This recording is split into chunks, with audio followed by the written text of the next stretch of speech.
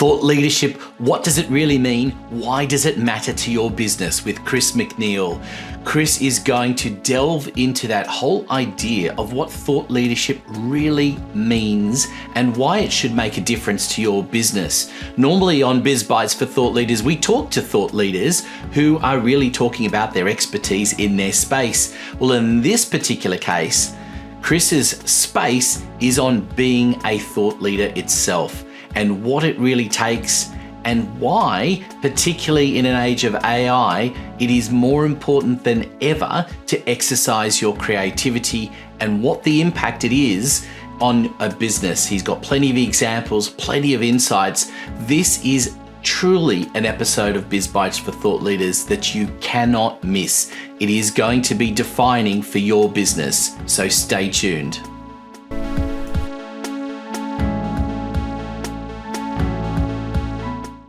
Well, hello everyone, and welcome to another episode of Biz Bites for Thought Leaders. And what a great episode we've got coming up, because we're going to talk all things thought leadership. That's what you should be talking on it. We're going to be talking about it with someone else who has his own podcast, but is also very much in the thought leadership space. Chris, welcome to the program. Great to be here, Anthony. And Chris, why don't you go ahead and introduce yourself to everyone just to kick things off? Sure. I'm Chris McNeil, and I am the developer of what's called the thought process, spelled funny, THAUT, of strategic thought leadership, which is a methodology for building a model of thought leadership designed to lead an audience or a market segment to a specific way of thinking that's empowering for them and that casts the leader or the business or the client business in the best possible light at the same time. So it's a method of what I call strategic thought leadership, doing it very consciously and intentionally with a method. I really want to delve into lots of parts of that and to talk a lot about thought leadership. And I think in order to do that in a moment, I want to delve a little bit into what's led you to this position. But just to start things off, what do you define as thought leadership? Well, when I first heard and saw the term, Anthony, it was very intriguing to me because I took it literally. It's about leading thought. And I was thinking, well, that fits me perfectly. Having a background in neurolinguistic programming, or NLP, which is all about leading thought to specific places, systems thinking, which is often has to do with leading thought to new places, different perspectives. So I was surprised to learn that the most common perception was a thought leader is someone who has a large social media presence and is known for their expertise. So I went about bringing it more to the definition I thought it had, as let's lead thinking. And that means it's a little tricky because then we're thinking about thinking, which is a bit meta. Yeah.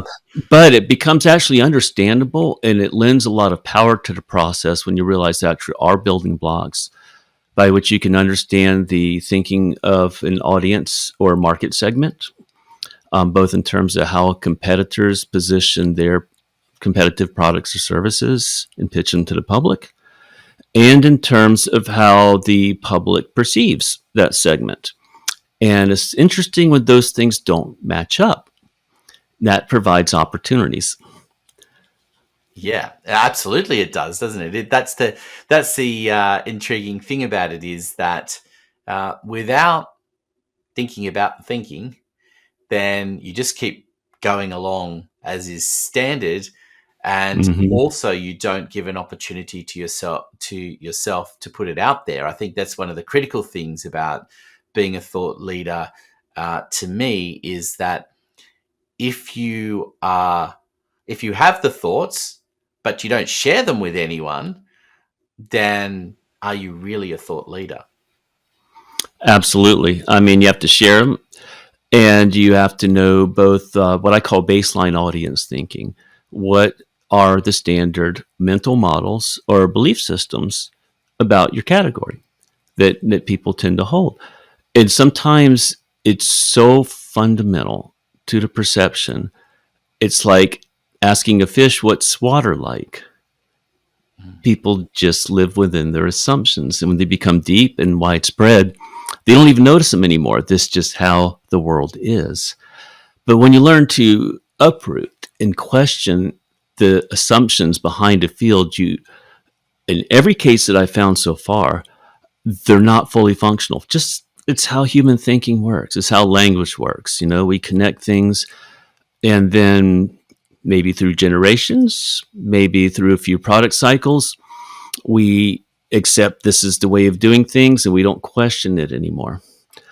But the world changes, so our models grow stale. So I see it as a necessary component of innovation. Yeah, Peter Drucker said there's only two things that create results in business: marketing and innovation. And to me, strategic thought leadership is where they meet, because it's innovation in marketing, it's innovation in messaging.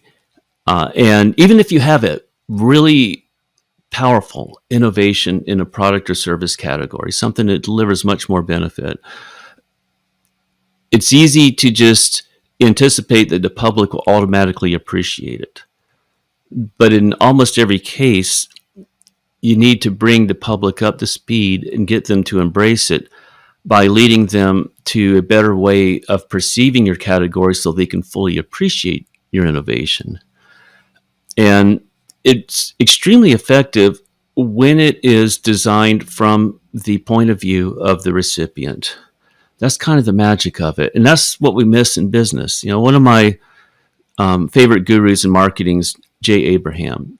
And he said something that impacted me powerfully. I picked up many years ago. And that's that in almost every business, the business person falls in love with his or her product or service or business or company, when really you should fall in love with the customer in the market segment. And I was influenced largely by a methodology called the Vanguard method out of the UK. And it's a systems thinking based consulting program developed by a gentleman I've become friends with named John Seddons. Brilliant man, written a number of books on it. And they go into businesses and they create breakthroughs. They'll reduce expenses by 30 or 40% and increase profits by 30 or 40% in a matter of months. And how do they do that? Well, one way they do it, one essential part of it, is they take the leaders of the business to the point of contact with the customer and study the transaction point.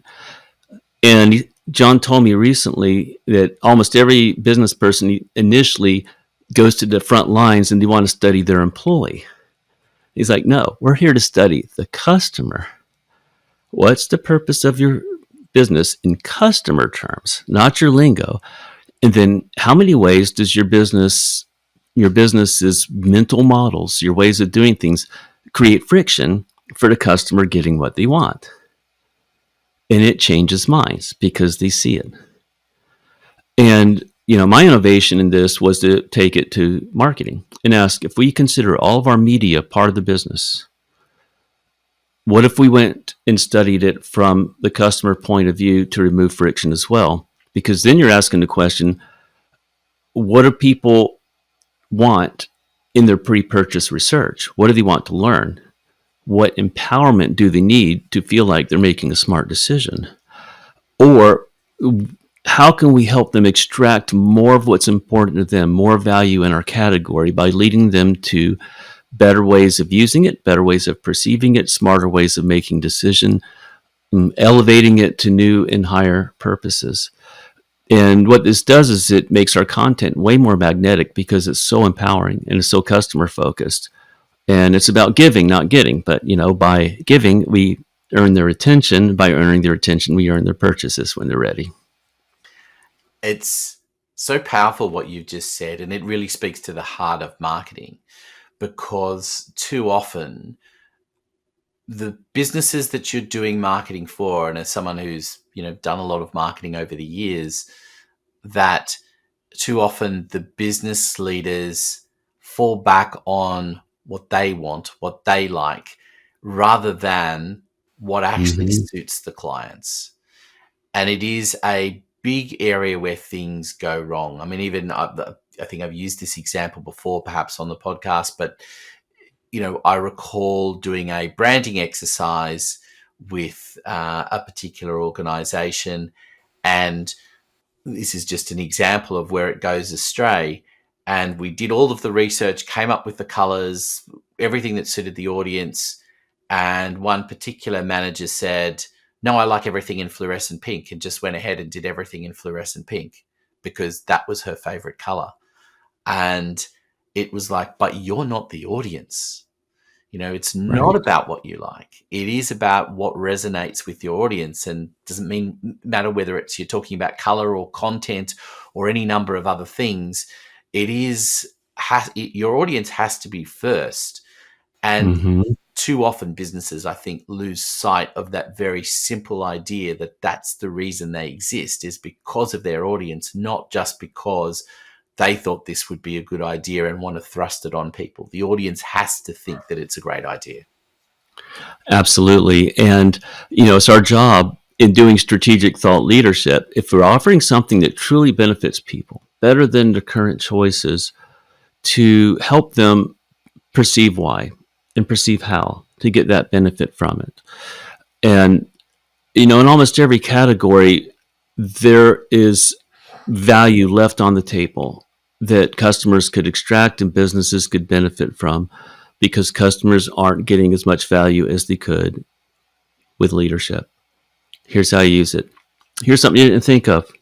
Here's a way it fits into your life you probably didn't imagine before that can help you at a higher level. You were thinking it was for this purpose, but actually, if you use it for this other purpose, it'll solve problems you didn't even consider connecting to this category. And those are the kind of eye-opening kind of statements when you back them up with fully built-out models that are truly empowering. They also solves a problem for us as business people because it gives a coherence and a sense of purpose and a sense of organization to the content that we create. It makes it much easier because we have a plan. It's well organized around customer thinking. And what I've seen that prevents that, we were talking about earlier about standard thinking. This is how it's always been done. We hope you're enjoying listening to the Biz Bites podcast. Have you ever thought about having your own podcast, one for your business, where your brilliance is exposed to the rest of the world? Well, come talk to us at Podcasts Done For You. That's what we're all about. We even offer a service where I'll anchor the program for you. So all you have to do is show up for a conversation. But don't worry about that. We will do everything to design a program that suits you, from the strategy right through to publishing and, of course, helping you share it. So come talk to us, podcastdoneforyou.com.au, details in the show notes below. Now, back to Biz Bites. And what I've seen that prevents that, we were talking about earlier about standard thinking. This is how it's always been done. But there's also social media, which has a lot of positive benefits, absolutely. But when you start following all the thought leaders in your category, everybody starts sounding alike. And I encourage clients to step away enough to gather information from fresh sources and analyze it in different ways. We call it audience attunement, to discover unmet values in a category and stale mental models that are ripe for improvement. And we create these graphs like XY graphs of the market landscape of value satisfaction and all the current offerings in the category. And then visually you see a gap. Oh, wow, nobody has led them to connect it this way. There's an opportunity for thought leadership. And to me, that's the beauty of this way of thinking, is when you learn to see the world in terms of assumptions, mental models, and values, marketplace is that way, there's an abundance of opportunity everywhere you look, because human thinking is faulty by default because of the problems with language. Language doesn't capture reality fully, but it's our way that our filters through which we see reality. We don't operate on the world directly. We operate on our maps of the world or models of the world that we create largely with language, which is, a problem in humankind, and it's a great opportunity for us as strategic thought leaders. It's so much to unpack in everything you've said, but I want to pick you up on two things. Okay. The idea, and it goes back to the definition. The really interesting thing is you've talked quite a lot about being an original thinker. Mm-hmm. And there's two parts to thought leadership. And the one part is having the courage to think differently and to put Yes. it out there, which goes hand in hand with the second part of the equation, which is your ability to actually lead. And to me, there's a bit of a, I guess it's I don't know whether it's a peer pressure or it's there seems to be a communal pressure to repress both of those ideas, because people want to fall back to what's always been done or what everybody else is doing. So even those people, as you say, that are trying to have new thoughts are often restricted by what they've already learned and seen, and a need to fall back to somebody else, and which parks into that second idea of, do they have the courage to actually lead, to actually put themselves out there and tell people about it and be seen as the new leader? Because there's always this whole idea of, are we worthwhile or not? And so I'm interested in what your take on both of those concepts are, and piecing it all together as a thought leader and what it truly means. That's a fantastic set of questions. And there's a few questions in there, but let's see if I can cover all that territory. What you said is part of the reason that I use a coaching and consulting model, a training model as well, as opposed to an agency model. Is what I found was doing marketing through an agency model worked extremely well for certain businesses, but a lot of business owners would see it as down the hierarchy, and someone they just delegate to. Here's some money, go get us some leads. When to do strategic thought leadership, you have to engage the thinking of the leadership, because it's really got to come from them. And my job is to help pull it out of them. But that means it's not just the external thought leadership of the campaign and the organization of the thinking and the components, the building blocks of it that we create, like the backstory report and defining thought leadership positions a certain way, understanding audience thinking a certain way, creating what we call position papers, which are kind of the internal manifestos. There's our position. Here's what people think now. Here's what we want to lead them to. Here's a library of talking points that undermines the old thinking and supports the new thinking. That's external thought leadership. Then all the media we create from that. It might live in the form of a manifesto in a themed podcast or a book or an ebook. And there's lots of ways to do that. But then there's internal strategic thought leadership. And I see it as an authentic path to self-mastery. Because if you are going to commit to leadership, that requires stretching yourself. And that's one thing I love about it, is it calls us to draw upon what I've heard called hidden human reserves, the unlimited capacity within every human, levels and levels we're not even aware of, that we can tap into if we confidently call upon ourselves to draw resources to cross a bridge to new territory for a strong enough reason. And that's why I do a lot of work with values, because if you can elicit a leader's values, and higher values to me are the ones that unify, and they're about service and contribution. And the good news is in entrepreneurship, service and contribution lead to profits because you're making a difference. When you act in alignment with your values, you're happy. When your behavior matches your highest values, then you feel good. It's when we don't act in accordance with our values. So to me, that's a big piece of it. And I approach it like a sports psychologist with an athlete, where it's not like counseling psychology where we want to relive a troubled childhood and analyze these things. No, this is about performance psychology. How do we model the characteristics of peak performers and integrate those, of being able to step into the zone automatically when we need to be able to call upon reserves of high level confidence, how to get into the zone of focus, a cocoon of concentration.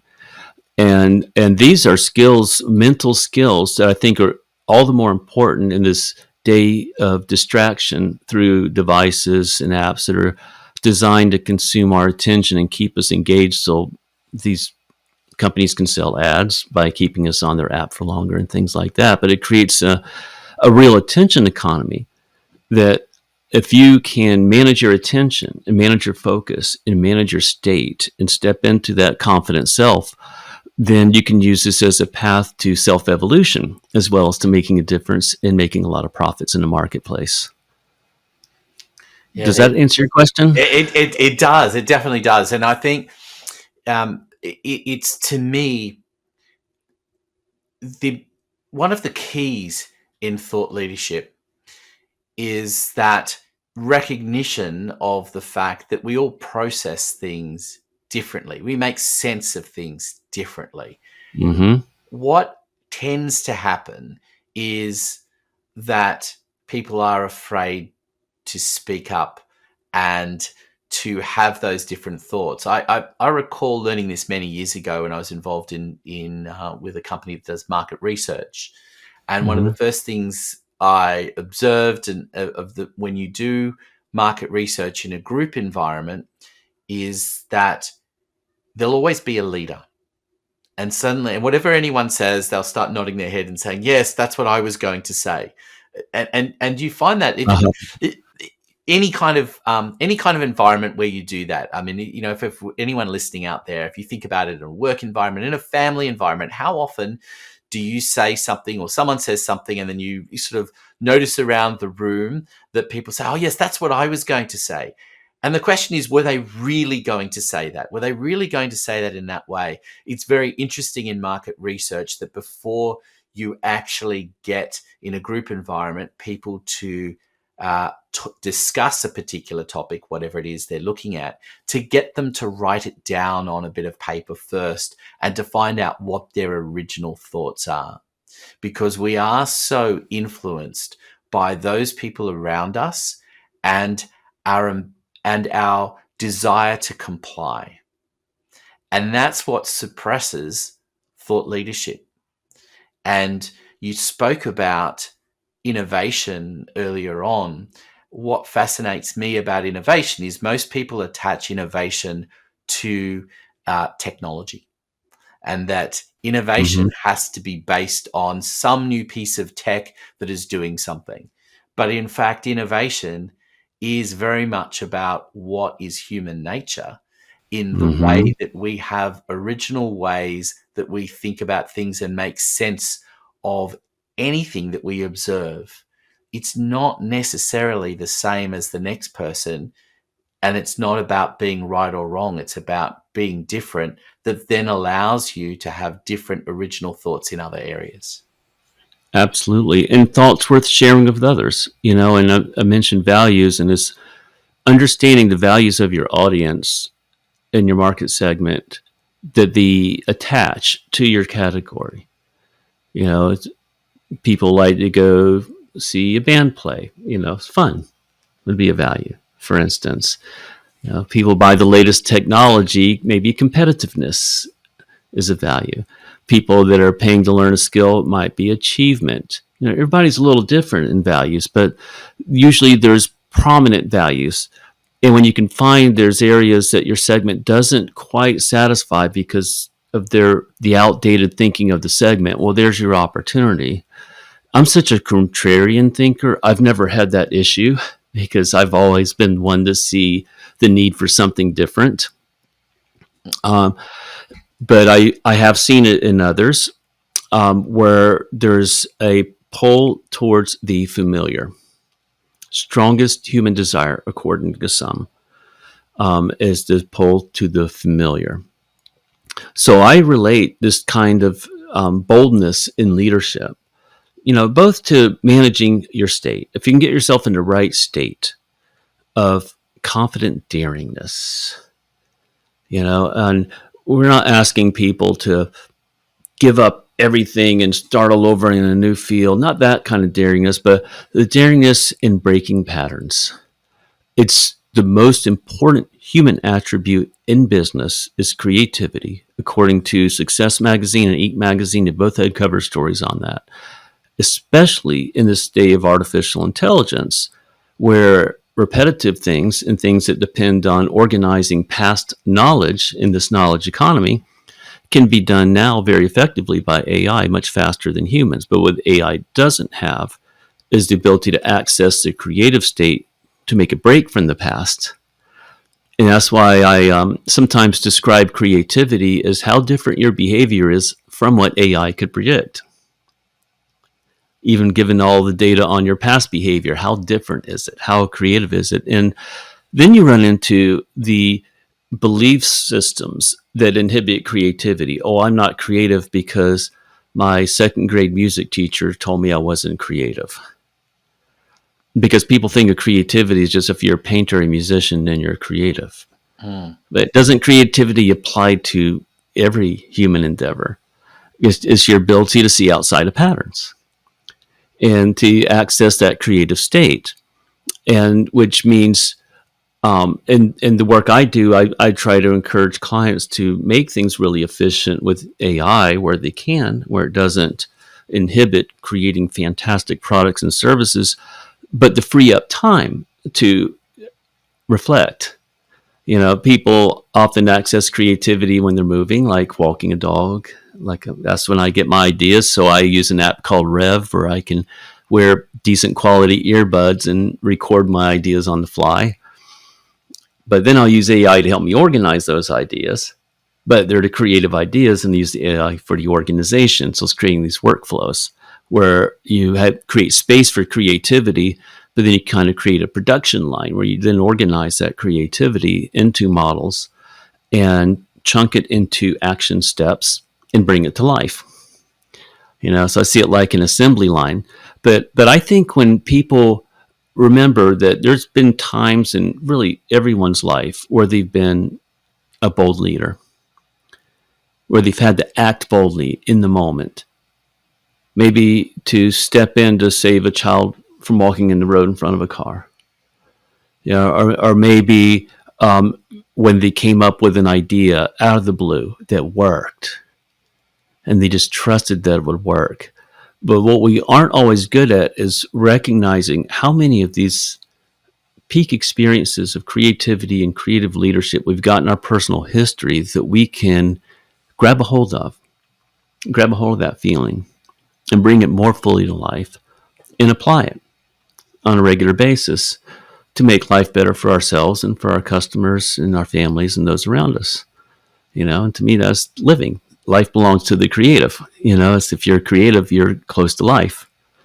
Now, musicians tend to be pretty happy people because they're close to life. They're always in the creative mode, but we can bring that to business too, and we should.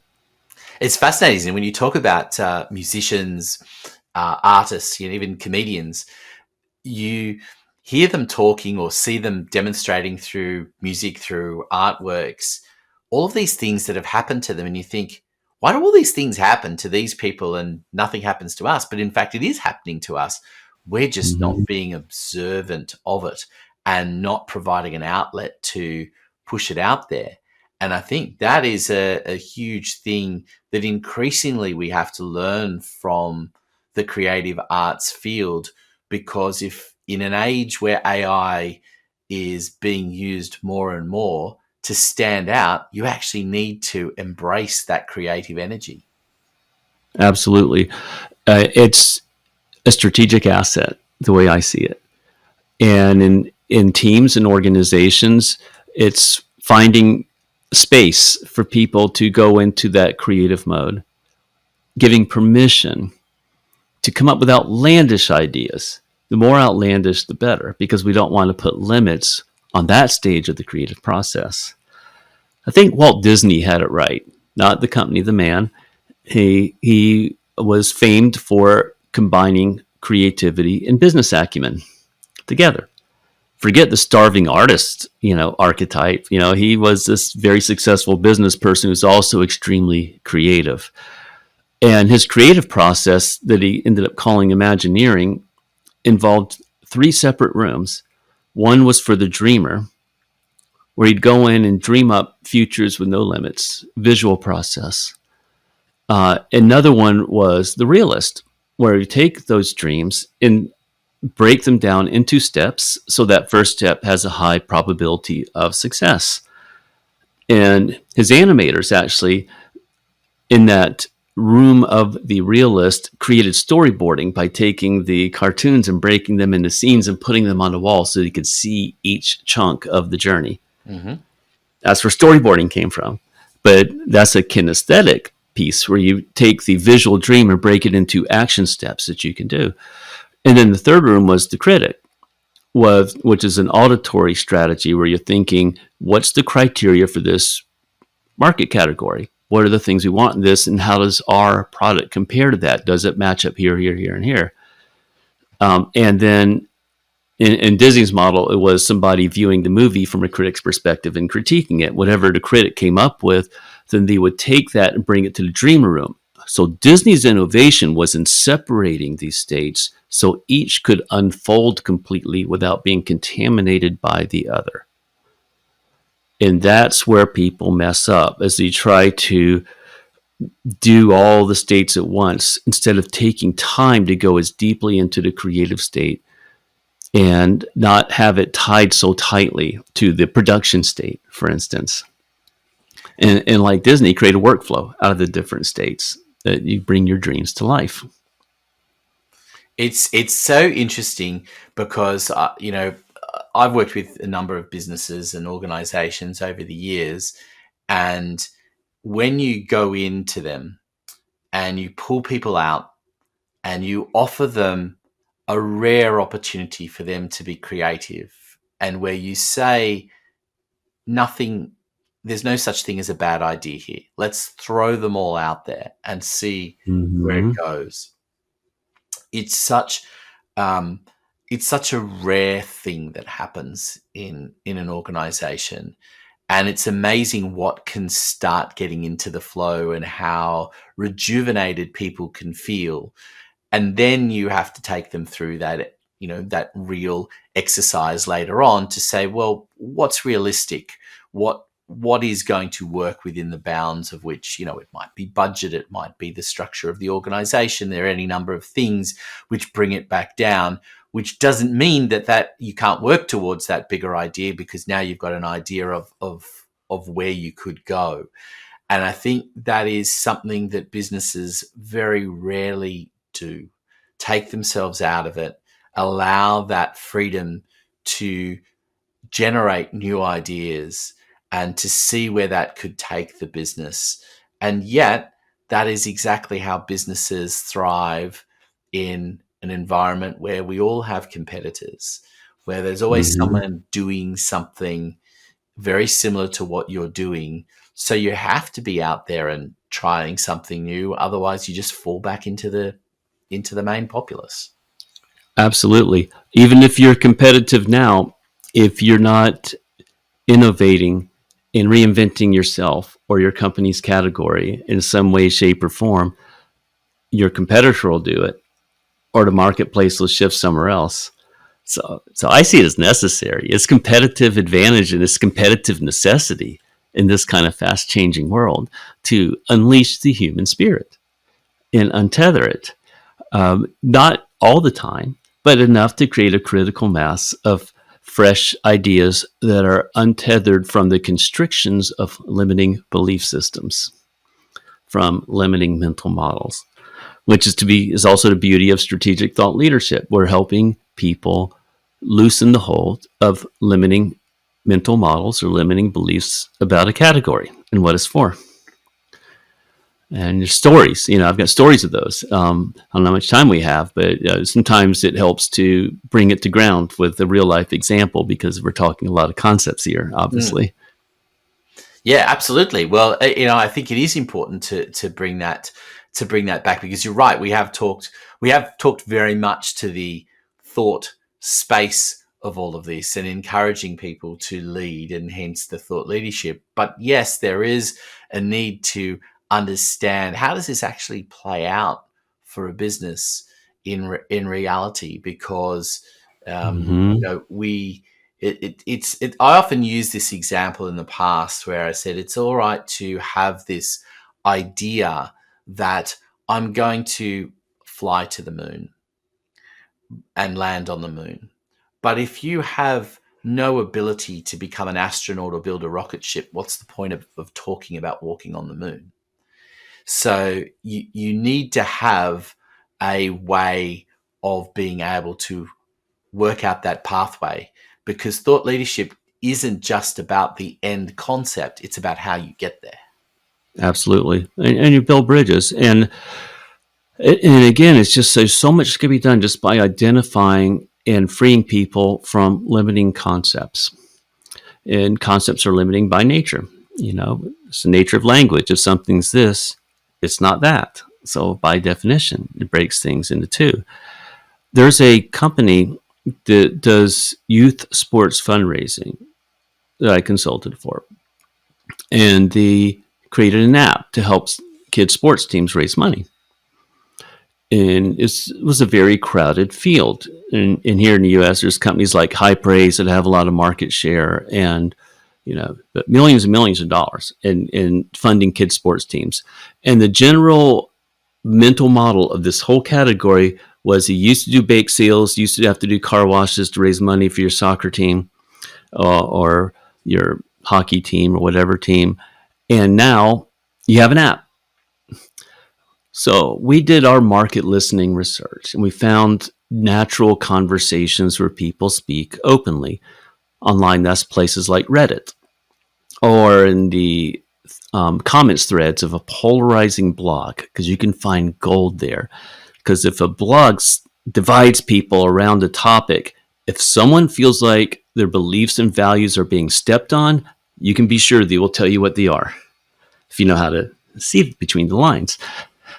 Well, what we found out with the coaches and parents, the people who made the decisions, weren't saying, oh, glory, these things make it easy. They're saying, what the hell's that teaching the kids? We used to have to work to raise money. I walked uphill to and from school. And now we just give them an app to click a button and raise money. Aren't they entitled enough already? So I went to the owner and said, David, every competitor is preaching convenience. Your app is just as convenient as theirs. But the real unmet value is growth for the kids. So we created a model of partnering with nonprofits, with charities. So the kids' sports team would co-promote a charity's message, and they would share a small percentage of the money they raised, maybe 5%, or do volunteer work if they couldn't afford to do that. And this elevated the whole business dramatically. He got front page sports section exposure in major newspapers. He got an exclusive deal with a large sporting goods chain to be the only provider. Constantly, according to him, getting regular emails and messages of sorts saying things like, we've been looking to get the kids involved in the community. We never thought about doing it through the sports fundraising. We're only going to use you from here on out. That message cut through the clutter like a knife through warm butter. I wasn't trying to make a rhyme, but I'll take it this time, sure. And it was but it's just, when you find that, it's almost like, how did everyone miss that? Because they're looking through tunnel vision, of technology, like entranced by technology. Because sometimes technology brings benefits, but sometimes it doesn't, or it has benefits but has drawbacks. And if you can recognize the drawback and solve it, hey, you've got an innovation that's going to work. if you can convey it the right way. Now, this is a beautiful model because it got the PR teams, the email campaigns, the social media campaigns, the PR campaigns of these nonprofits saying thank you to the teams, raising awareness of the campaigns. Made it easier for the kids to ask for money because now it's not just help me buy my football suit. It's, oh, we're also raising money for this nonprofit that helps treat kids' cancer. We're looking for a cure for this disease that there's no cure for. That we have somebody locally who's very prominent who has that. I mean, really powerful, messages that bring people together. It's about contribution and making a difference for those in need. And so there's an example of a simple thought leadership position. It's not about the convenience. Ours is convenient too. It's about the growth for the kids. And talking points in support of that campaign became the basis of the marketing that took a startup and gave them prominence and a foothold in a marketplace that had been very difficult competing head on with large national competitors like that. So there's a for instance story of how powerful that can be. Such a great example and very powerful. We could talk for many hours still on all of this topic, but I did want to ask you a couple of other questions. One of them is just briefly, because you and I spoke prior to the podcast, and I wanted to give this across to the audience. Just give me very quickly your backstory on how you came to be in this space. Well, I was doing strategic thought leadership without having that name for it or knowing to call it anything, by being a contrarian in the fitness business for a long time. Where when I was 20 years old, I was managing several big box, large health clubs, which I love the fitness part, it's helping people. But I hated the business model because it was sign up as many people as you can and hope half of them don't show up so we can sell more memberships that they have to pay whether they show up or not. So I developed a model based around solving that problem and solving the problem of yo-yo dieting with a lifestyle management approach and structured exercise with a trainer in small studios. So it's more expensive than a traditional health club, but it's pretty reasonable because we could organize the studios for effective 30-minute workouts. It's 30 minutes of the trainer's time. Also made it easier to stick with the workout because you're not working hard for an hour at a time. And that grew to a chain of one-on-one fitness training studios I sold some years back.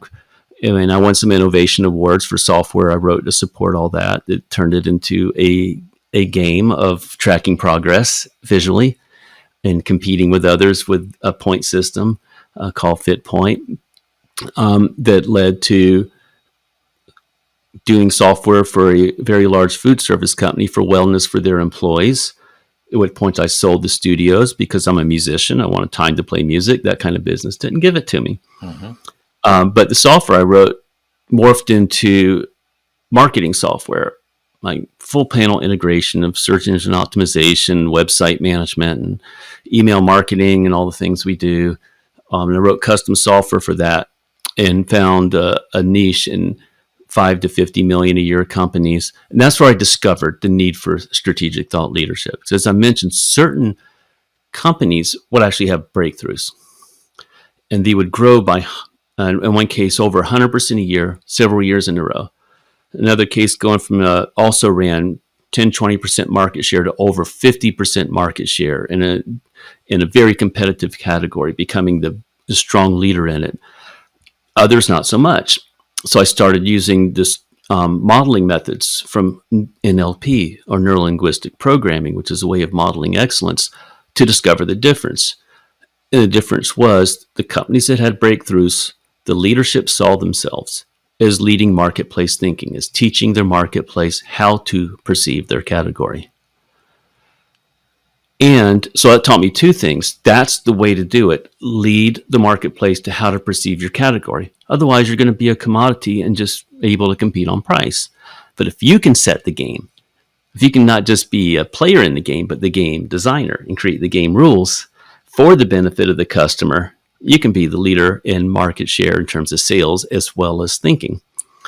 The other thing it taught me was that the consulting and coaching role is necessary to do that, because you have to have a relationship of equals with the leadership of the company, because my role became working with them to help them extract that thinking and to study marketplace thinking and to work through models of, here's the marketplace thinking, here's our innovative ideas. How do we create a path?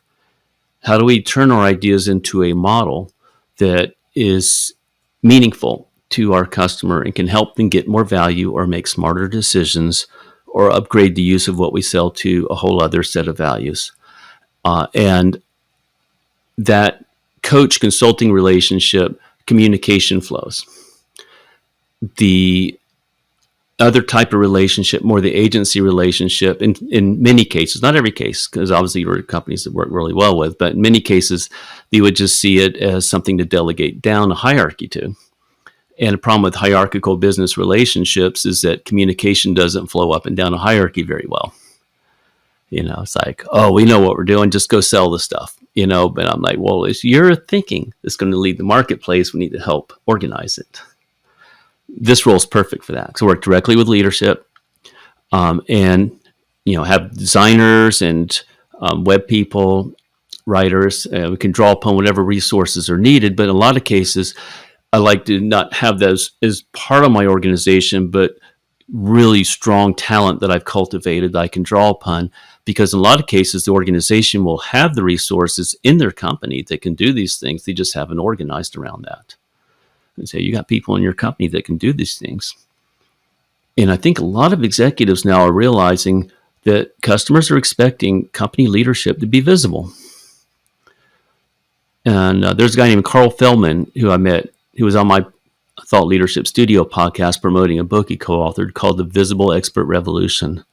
I thought that said it well. And another guest said, not doing that can be called hiding behind a logo. So they expect us to be out there for business leaders, and communicating directly with our audience about why we're in business, what we want to do for them, what our vision for them is, our vision for the marketplace, and having a real relationship with them as a result of that. So that, I think, has been a convergence of factors that has made this the time for strategic thought leadership. You're spot on there. It is absolutely the time. In fact, I think, personally, I think that whilst many people are talking about the AI revolution, I actually think the real revolution is around thought leadership and the creative thinking and the opportunities that will present itself, because the standard tasks can be done by automation and overseeing that automation and those things that will exist there. But where we've got a real opportunity to really take the world to new and exciting places, excuse me, is by encouraging creative thought leadership. And Absolutely. Just finally, I should tell everyone that, as you've mentioned, you've got a podcast, and we'll include the links to the podcast there in the show notes. But also, you have a book coming out. That's right. Around thought leadership for marketing. So just give us quickly on what that is all about. Well, the book is called Strategic Thought Leadership. And if you're listening to this, it may or may not have come out by the time you're listening to this, but you can, if not, get a free preview at strategicthoughtleadership.com. And I have a free ebook that's a much condensed version of that called The Marketer's Guide to Strategic Thought Leadership. And if you just Google Marketer's Guide to Strategic Thought Leadership, it'll take you to it. And that's a free ebook anyone can get instantly. It'll show you the building blocks, because we talk about creativity, but I think you have to anchor that creativity to what's real too. And so working with a system where you've got building blocks to help organize your creativity around market influence, it grounds it in reality in a way we can use it to get traction and make a difference in achieving our business goals more effectively and with less work. Fantastic. And look, we will definitely include those links in the show notes as well for everyone. And just to wrap things up, a question I like to ask all my guests is what is the aha moment that people have when they come to work with you that you wish more people knew they were going to have? What are the aha moments people have when they come to work with me that people would want more of? Is that the question? Am I understanding it right? Yes. The best aha moments to me that I see in clients are when they realize they are the creator of their experience. And in large measure, they're creator of their category. Even if they see themselves as a small player, they're co-creating. Peter Drucker, great management writer and theorist, said that a business is an organ of society, and we're all connected to each other and through our economy and how we trade products and services. So never underestimate how much influence you have and revere that. And when I see people have that aha moment that I am making a difference, it feels good to watch people waking up to more of their own potential. I love that. Well, let's hope we can have unlocked some of that in this episode of the podcast. Chris, thank you so much for being an amazing guest. We've delved deep into thought leadership, and I would encourage anyone that is listening in and enjoyed this conversation to not only follow up on Chris's various links that we'll include in the show notes, but also to give us some feedback, because I think thought leadership is what you and I talk a lot about, and why we have the things that we have out there. We have different ways of encouraging people to get their thought leadership out there, and I encourage people to be strong, to follow the opportunities that you have to think differently and to put it out there so you become a leader. So Chris, thank you for being part of the program. Thank you so much, Anthony. I greatly appreciate you and you're taking your time to interview me. And to everyone listening in, of course, don't forget to subscribe and stay tuned for the next episode of Biz Bites for Thought Leaders. Hey, thanks for listening to Biz Bites. We hope you enjoyed the program. Don't forget to hit subscribe so you never miss an episode. Biz Bites is proudly brought to you by Podcasts Done For You, the service where we will deliver a podcast for you and expose your brilliance to the world. Contact us today for more information. Details in the show notes. We look forward to your company next time on Biz Bites.